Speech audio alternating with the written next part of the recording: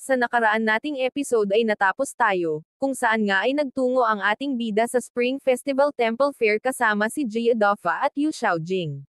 Kung saan rin ay may isang babaeng nagngangalang Zuruyo, na tumugtog ng isang napakagandang musika. At nang aalis na ito, ay nagkagulo ang ilang mga manunood, dahil gusto pa raw nila na marinig pang tumugtog si Zuruyo. Kaya naman nga ang host dito ay nagpasya, na kung sino man daw ang may sensiridad at malugod na itatrato ng maayos si Ruyo, ay siyang magkakaroon ng chance na makita ito ng sarilinan.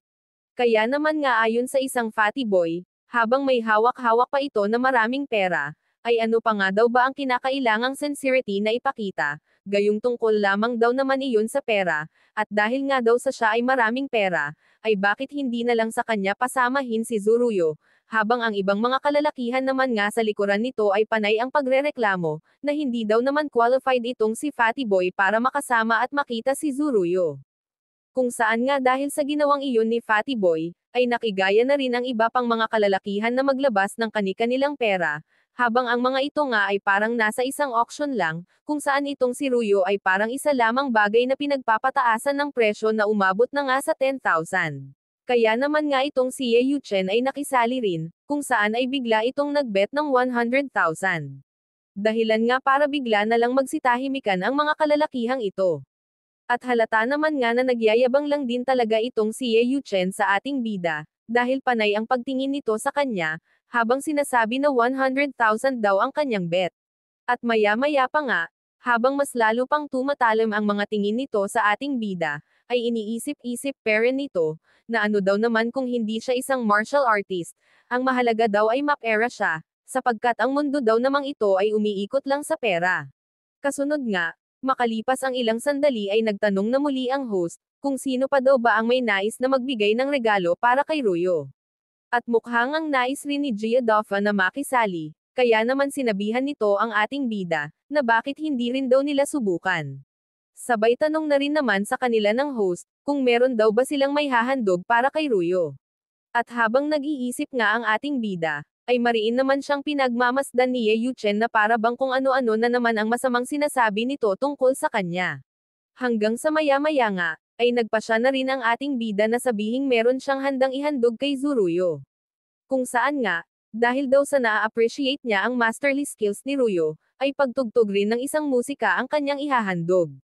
Kaya naman nga, makalipas lang ang ilan pang mga sandali ay pumunta na rin ang ating bida sa may stage, at nag-umpisa na rin siyang tumugtog gamit ang instrumentong ginamit rin kanina ni Ruyo. Habang iniisip nga rin ng ating bida, nabuti na lang daw pala at natutuhan niyang tumugtog ng ilang ethereal music sa nakaraan niyang buhay, kaya naman ngayon kahit papaano ay nagagamit niya na rin ang kanyang kaalaman pagdating sa musika. At ito ngang si Ye Yuchen ay panay rin ang kaiisip habang nakatingin lamang sa kanya, kung saan nga ayon rito na ang gaya daw ng ating bida na isang probinsyano, ay mukhang nagpapanggap lang na magpaka-elegante, habang may pagpiplay pa ng musical instrument. At habang tumutugtog nga ang ating bida gamit ang zither na ito, ay puro negatibong komento naman ang sinasabi ng mga taong nakapanood sa kanya. Hanggang sa bigla na nga rin lamang na unti-unting lumalabas na ang magandang tunog ng kanyang piniplay na musika. Kung saan ay rinig na rinig at pumapalibot sa buong paligid ang kagandahan ng kanyang musika, dahilan nga para magulat sina Yu Xiaojing.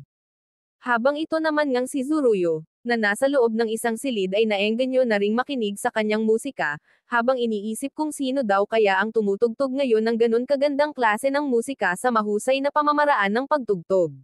Hanggang sa inutusan na nga rin nito ang kanyang maid na si Shu, na kung maaari daw ay tingnan nito kung sino ang tumutugtog, at pagkatapos, kung sino man iyon ay imbitahin at papuntahin rito sa loob para kanyang makita at makilala. At yun na nga, makikitang patuloy lang sa pagtugtog ang ating bida. At makalipas nga ang ilang saglit, nang matapos na siya sa pagplay ng magandang musika, ay bigla na rin lamang siyang cheer up ng mga taong nanunood habang patuloy din ang mga ito sa pagpuri sa kanya. Kaya naman nga lalo nang nenes itong si Ye Yuchen, sapagkat ang ating bida ay nagawang pahangin ang lahat ng manunood. At maya-maya nga rin lang ay nilapitan na nga ni Shu ang ating bida, kung saan ay tinanong siya nito, kung siya nga daw ba ang tumutugtog kanina ng isang magandang awitin. Na agad din namang sinagot ni Gia Doffa, na ang ating bida nga daw ang tumugtog kanina. Kung saan nga ay tinanong din naman agad ng host si Shu, Kung pinapante nga daw ba ito ni Ruyo upang magbigay ng mensahe, na sinang-ayunan nga rin naman kaagad nitong si Shu. At maya-maya nga lang din, sinabi ni Shu na siya nga raw ang maid ni Ruyo, kung saan ay nandirito nga daw siya para i-invite ang taong nag-play ng zither kanina dahil pinapupunta nga ito ni Ruyo sa loob ng boat para makapag-usap na tuloy at makapagkwentuhan. At nang marinig nga ni Ye Yuchen ang mga sinambit ni Shu, ay napapangiwit na ito habang takang-taka kung bakit at anong dahilan na ang ating bida ay inimbitahan ni Ruyo.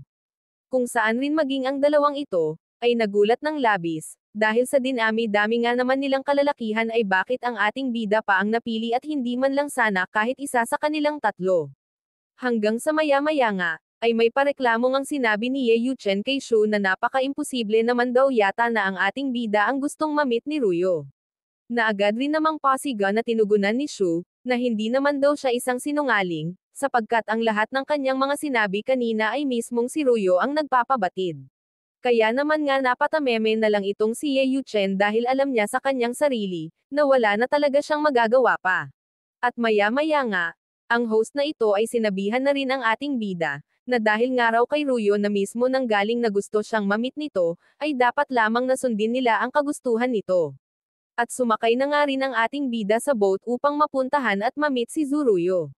At dahil nga sa labis na inggit at inis ng tatlong ito sa ating bida, ay isa-isa na nga silang nagpasya na lumisan na sa lugar na ito.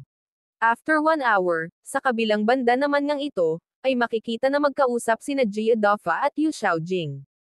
Kung saan nga sabi nitong si Xiaojing habang parang nadidismaya pa ito, na wala daw talagang matinong lalaki, sapagkat hindi raw maalis at maiwasan ng mga ito na hindi tumingin sa mga magagandang babae.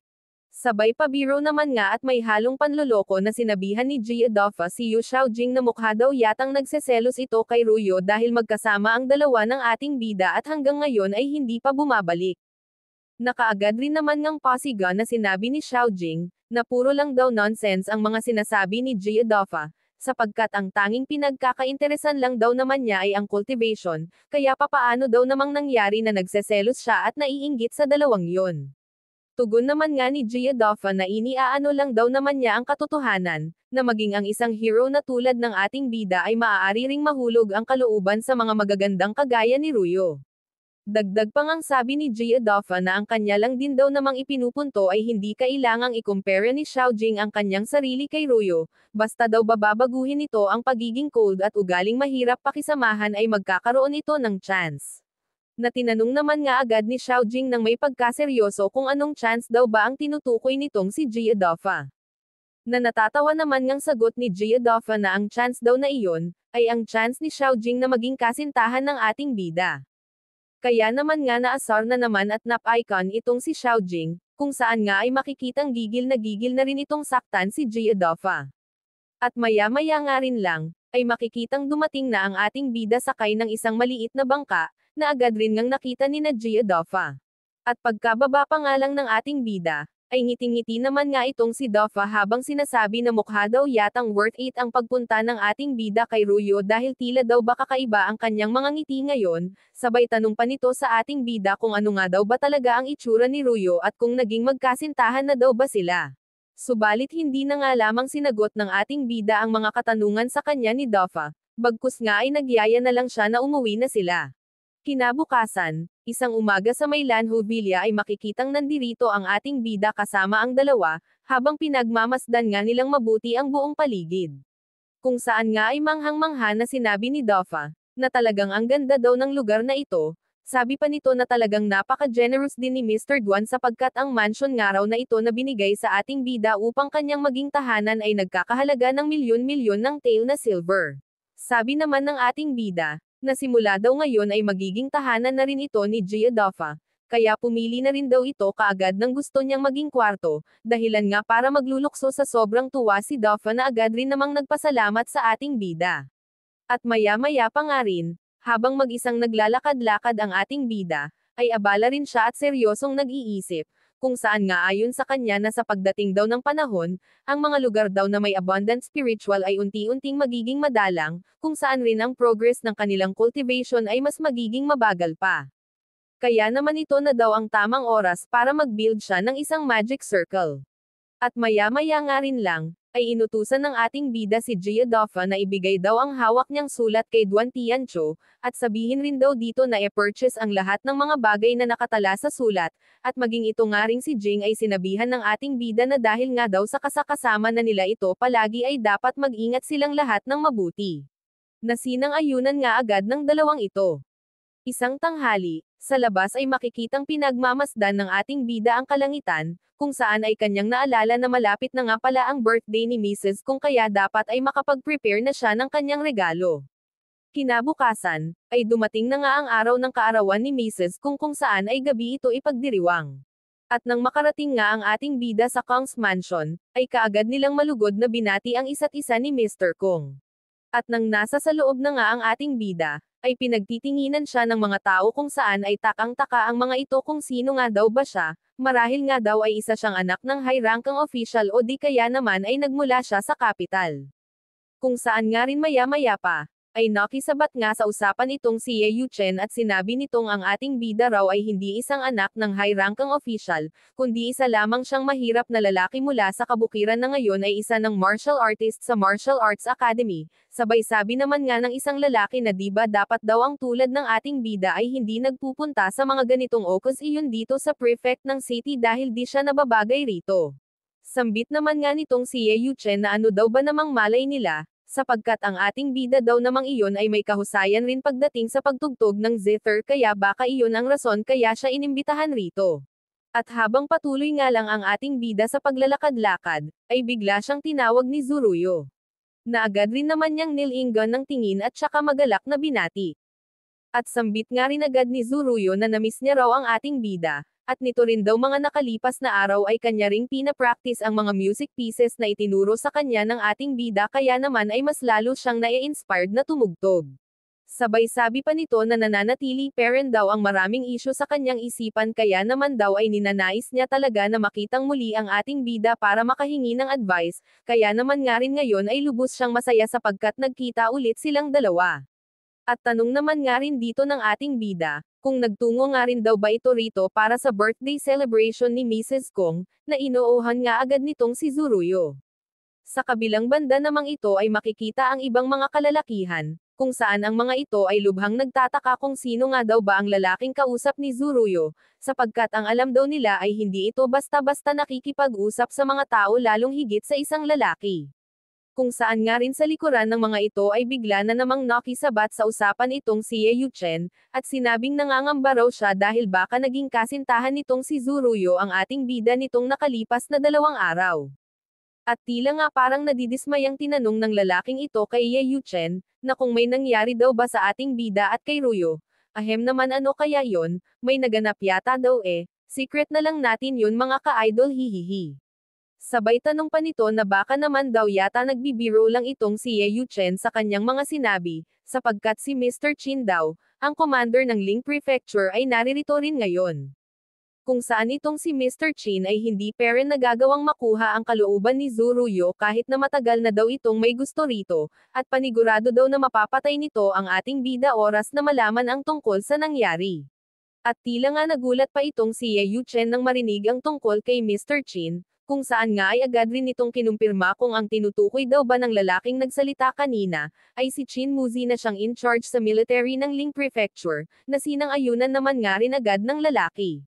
Kaya naman itong si Ye Yuchen ay may pagkademonic na naman kung tumitig, habang iniisip na panigurado daw na lagot na talaga ang ating bida ngayon.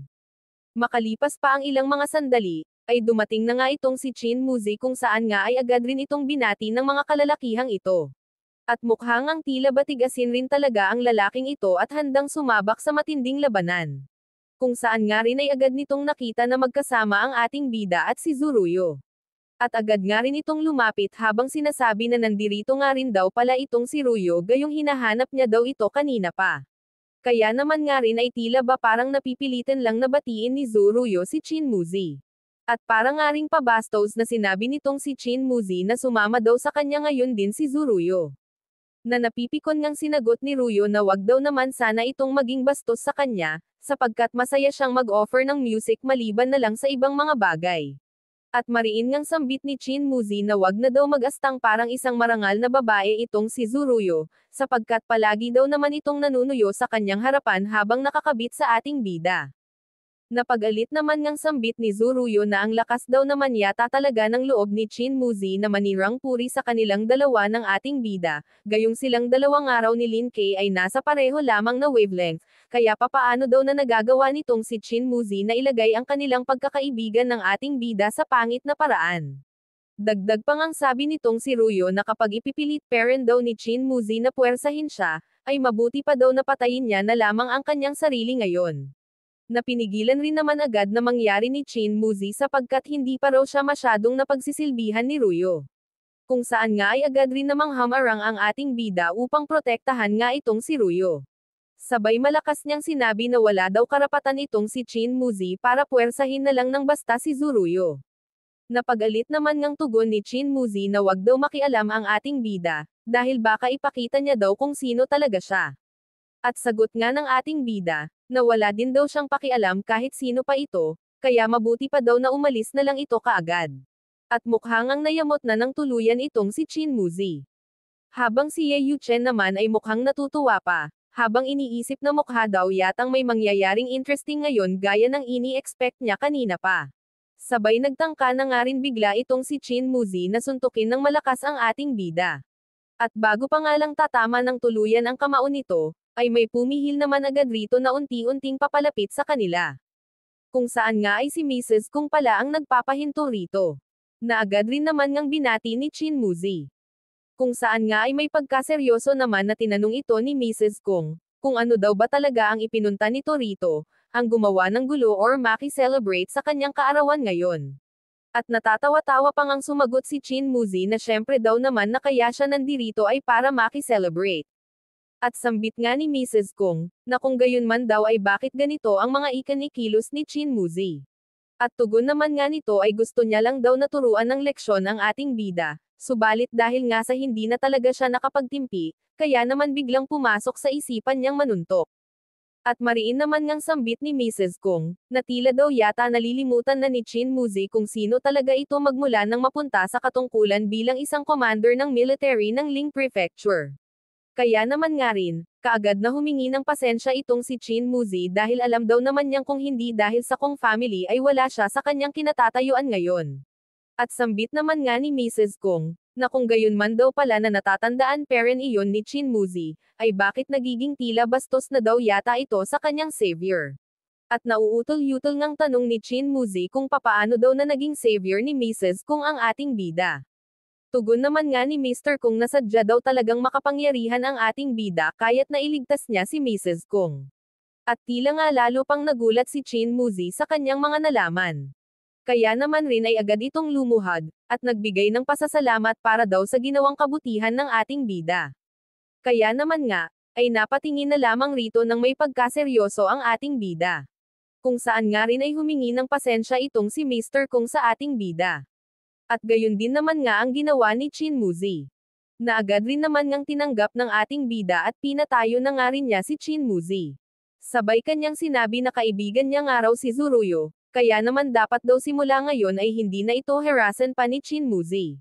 Nasinang-ayunan naman nga rin agad nito at sinabing hindi na nga raw niya ulit iyon gagawin.